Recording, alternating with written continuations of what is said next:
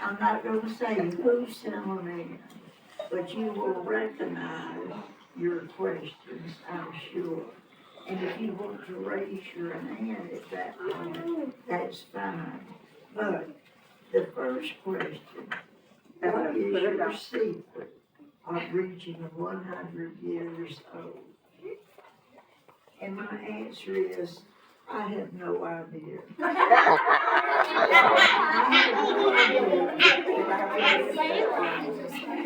I know saying, if I thought I was gonna live this long, I would take a better care of myself. It's just that I took life one day at a time. I never smoked cigarettes, and I never drank alcoholic drinks. I was active, so I'm sure that exercise is a part of my secret. I would say that moderation is a good description. Do these, and you will probably also reach your home. I understand that people are going to start living longer, and it's nice. Life is still nice. And I have also, I'd like to add, that I think looking on the bright side of things, there's always two sides to every story. You're going to find something bad in every situation, but you're also going to find something good in those situations. Look for the good. Question number 2. What did you do on your birthday? Actually, I had 3 birthday parties. I mean, after all, I waited a long time to do it. They were spread out over 3 days. And one was a surprise party at the Altuve. I had no idea that they were dedicating that meeting to my birthday. One was a gathering at my home that became a party in the backyard. That was just a spontaneous thing. Unplanned, but we had a ball. And one was a fan party hosted by my children, and that was at the hotel. And I think it was a lovely party. It was people that meant a lot to me, a lot of family there, and I took a great deal of pride in looking out at the ones there. That was the one where the TV station showed up for an interview, and I didn't know they were coming. I received many cards and messages, and I was very happy all week. I can hardly wait to be 101 and see what's going to happen. The next question, what are your hobbies? Does everybody know what a hobby is? Yes. That's something you do in your spare time that you don't have to do. It's not a part of your making a living. And my answer is, I have been a member of the Altuve Club since 1963. And I would assume that that would be considered a hobby. And I will work on any project that they have going at the time.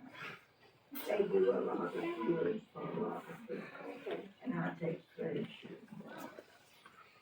We have owned a family lake place over in Keystone Heights for many years, and all of the families of my extended family have enjoyed being there on the water. They learn to swim, they learn to ski, and I think that we would all very valuable hobby. Personally, I enjoy the games of Free Cell and Spider on my computer. And after I get everybody tucked into bed at night, I've been known to sneak in there and spend a lot of time on my hobby of playing on the computer. That's not just for kids. It's still fun when you get on computers. I don't go outside for many activities anymore because I'm so afraid of falling again. But I still love life and I love to live it at the fullest. The next question, do you like plants? Do you know which one's an everyday question at the time that it was sent? Thank you, that was a good question.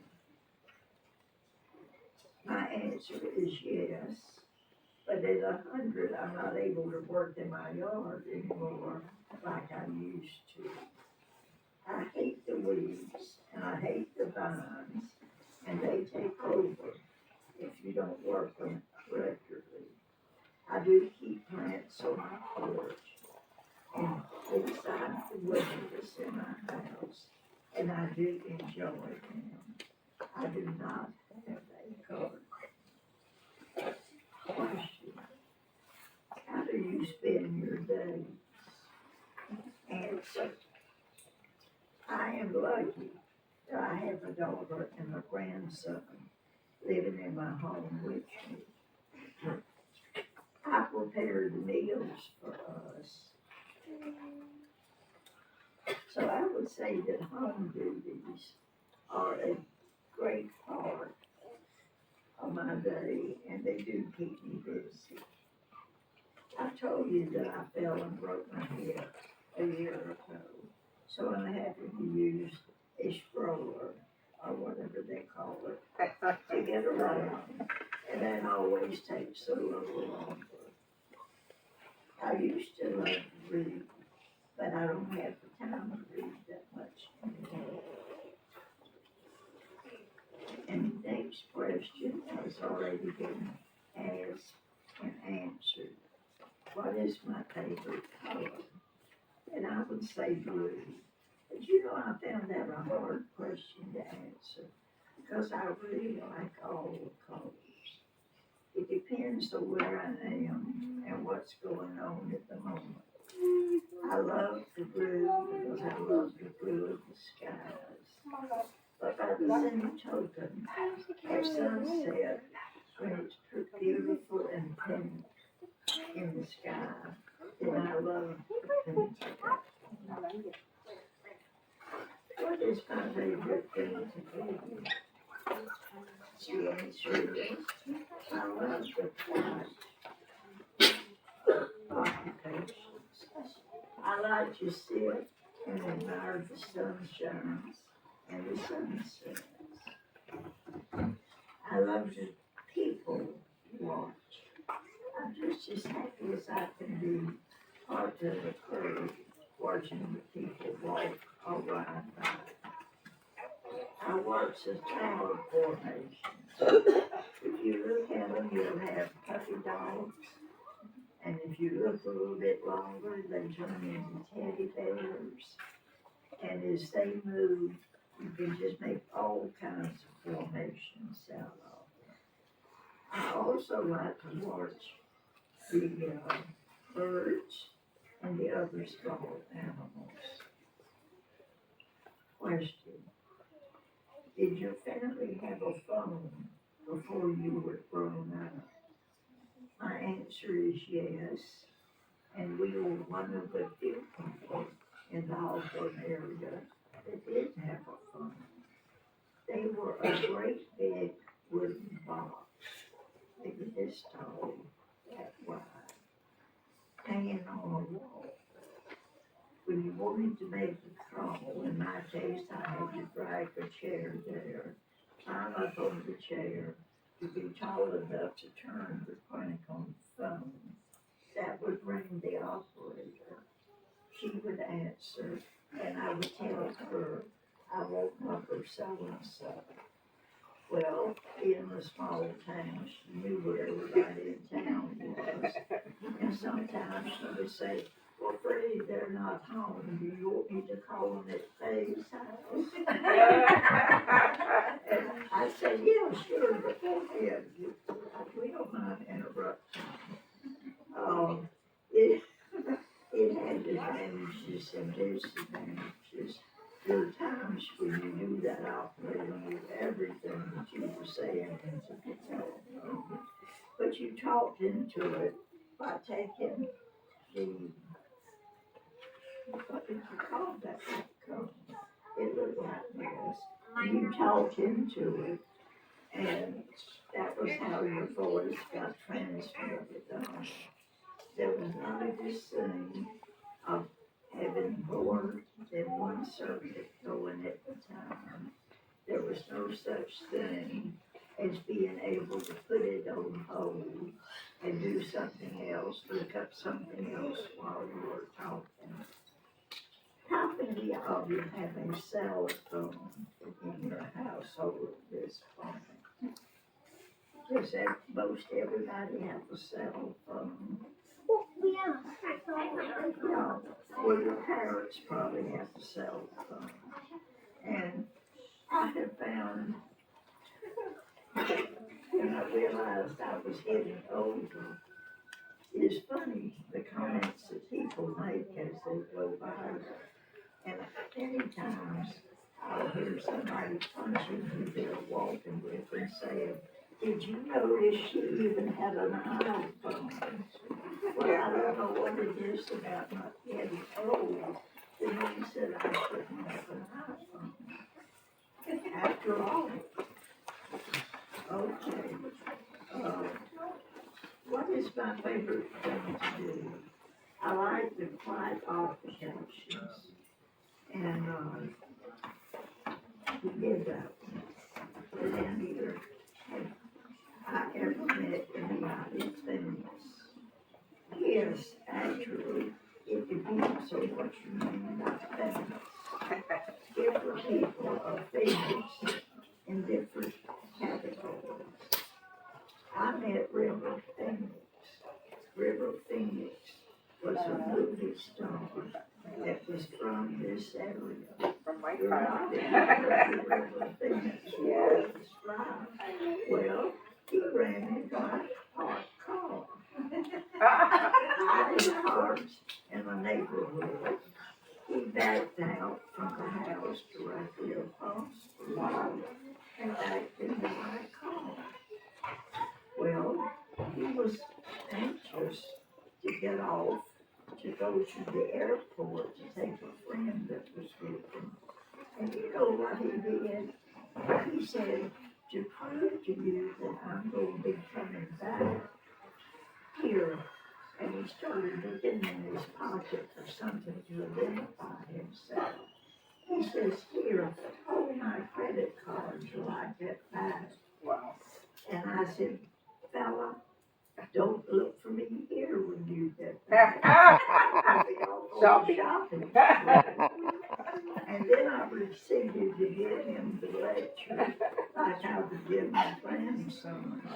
That is a foolish thought to have to give your credit card to anybody that you don't know. I also met Lyndon Johnson, when he was in Gainesville, running to be our president.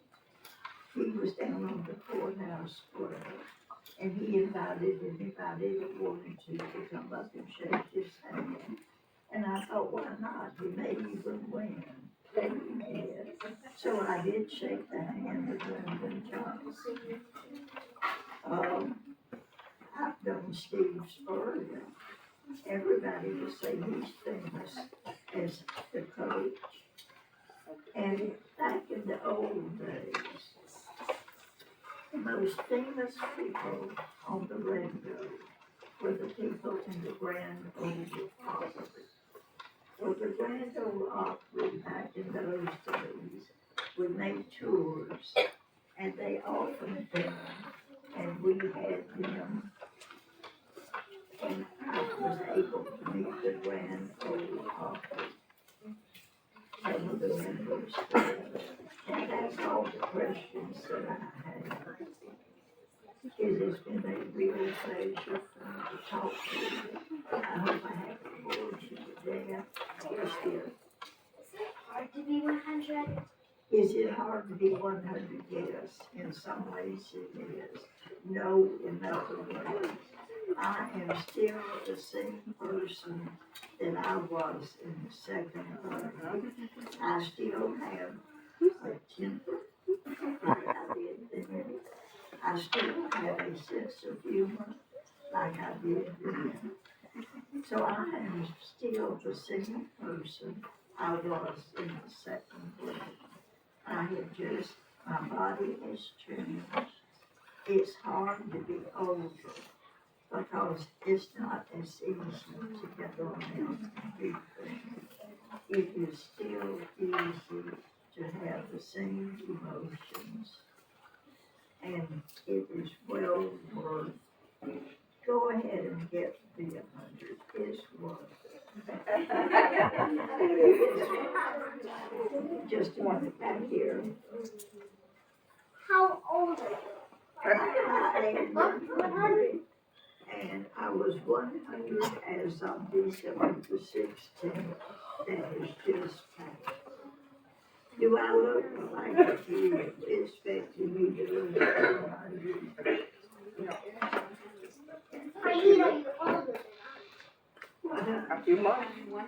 Are you older than 100? Well, a few months. Well, I'm 100 and, let me see, 1 month and I haven't counted the number of days. Yeah.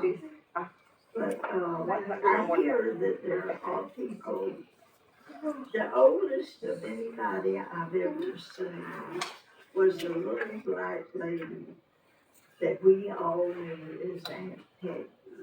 I don't remember Aunt Peggy's last name.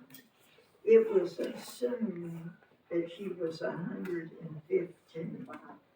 And it was assumed she was 115 because of things that happened during the Civil War. Apparently some of the soldiers were in the area, and Aunt Peggy remembered getting up and dancing and putting on a little show for those soldiers. And by pinpointing how old she would have been at that point, that's how they figured that she was 115.